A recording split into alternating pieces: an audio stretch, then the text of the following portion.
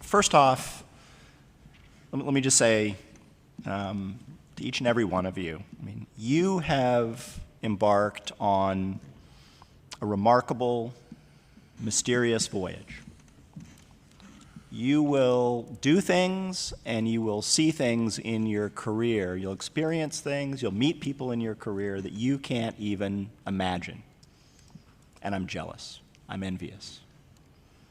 And I mention that up front because I don't ever want you to lose that sense of adventure and the sense of discovery and the sense of importance of what you do. Ask you, each and every one of you, a question. Why are you in the Navy? Why did you choose to join the Navy? I think impressment has been outlawed in Australia for years now, maybe decades, right? So each one of you made this choice. Now, my guess is that for most of you, you saw something in naval service and in the Navy that resonated with you. Maybe it's the family profession. Maybe you love the sea. Maybe you wanted to learn technical skills. Something in naval service resonated with you, and you saw yourself in the service or wanted to see yourself in the service. I think it's important for each one of us to be very self-conscious about why we serve, realizing, of course, that those things can change over time.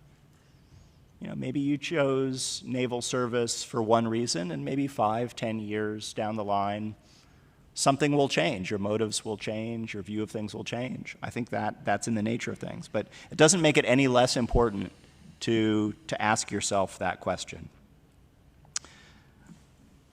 My second point, really to echo Admiral Haney, and he said it, but I'm going to say it again, never stop learning. First, never stop learning about yourself. I think self-awareness is an extremely important trait. And I've encountered plenty of people at all levels who lack self-awareness. And I personally, it's something that I work on all the time. It's not something that you just sort of master and then you can kind of sit back for the rest of your life. Second, never stop learning about others. Look at others, those you serve under, those who serve you, and,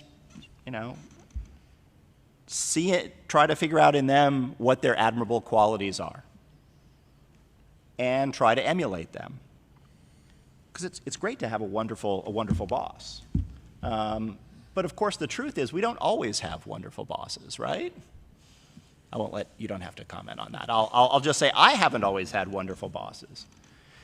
But learning from the other type of boss can be equally valuable. What is it that makes that hypothetical boss such a terror? How can I avoid being that type of a leader? So learn from the good, learn from the bad. Also, to echo Admiral Haney, read. Fred Smith is in the audience here, former student of mine. He can attest to the fact that the course I teach at the Naval War College, everybody's sitting down. Students read between 600 and 800 pages a week. Now the joke is it's only that much reading if you do it, and students tend to roll their eyes, and it's a lot of reading. But again, I'm glad Admiral Haney said this before me. The most effective leaders that I've had the pleasure of dealing with are lifelong learners. They are individuals who read a lot. When I served in the Pentagon, one of the minor parts of my job was flagging things for the Secretary of Defense, who was at that time Robert Gates, and things that I didn't think he'd read, and sending it up to him, things that I thought he should see, just in terms of out in the press or academic journals or books. And I will say that I pretty much failed in that job. And I failed in that job because I'd say 8, 9 times out of 10, he'd already seen it. Because he was a lifetime learner, and he was always reading and always looking, and with a crushing schedule, he nonetheless found time to do that. Be inquisitive. Admiral Haney's mentioned that. Going with that, I would say, don't take things at face value.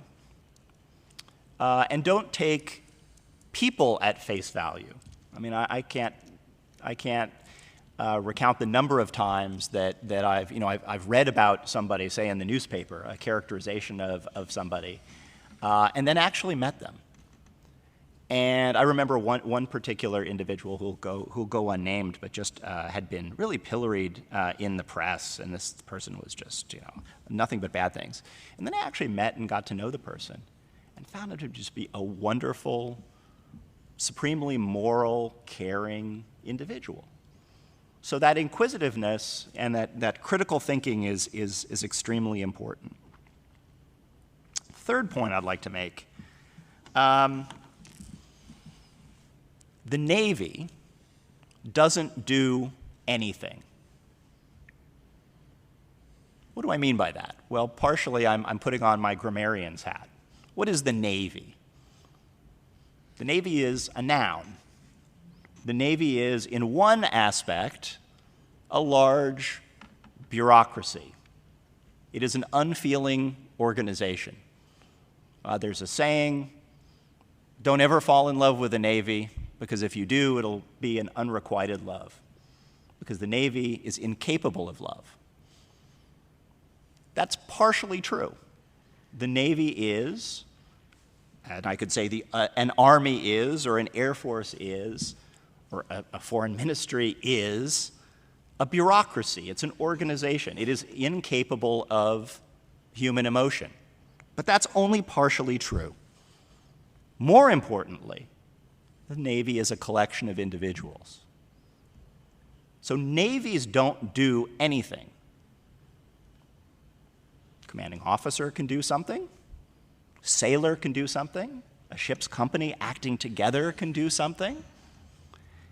So what I would call upon all of you to do is to give the Navy a human face. To, at least within your grasp and within your reach, try to make sure that it's not an unthinking, unfeeling organization. That leads me to my fourth point, which is the difference between networking and relationships. Now, there's a whole culture of networking. And there's networking events, and I think we even had some associated with this conference or with the industry show. I personally can't stand networking, but what I can stand is building relationships.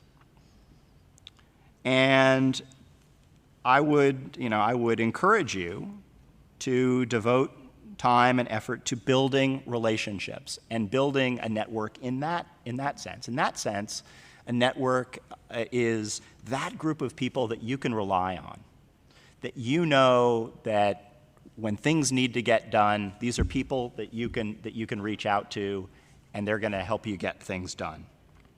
Key to that is building your reputation. Now, again, I think there's a school of thought that thinks about building reputation as a conscious act. Today I'm going to go out and build my reputation. The truth is, you build your reputation every day, whether you think about it or not. And because you do that, I would urge you to think about it. Others will judge you based upon their experience with you, fairly or unfairly, and that your reputation is extremely precious. If you build it and you do the right thing, you will be the type of person that other people seek out. Again, in that large bureaucracy, in that unfeeling organization, there are some lights that shine brighter than others, and those are the people that get sought out. So try to be that person. So build your relationships within the Navy, and one of the wonderful things about navies is you can also build relationships across navies. There is this, this fellowship of the sea that allows us to build those relationships. And those relationships within the Navy, across navies, I think really are key. Last brief point. Do the right thing. Now that sounds easy. Oftentimes it's very difficult. But have the courage to do the right thing.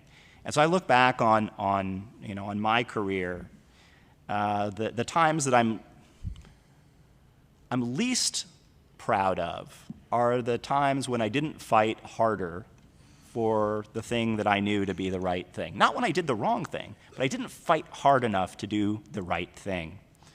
I always used to tell people who worked for me in the Pentagon, look, we don't live in Stalin's Russia.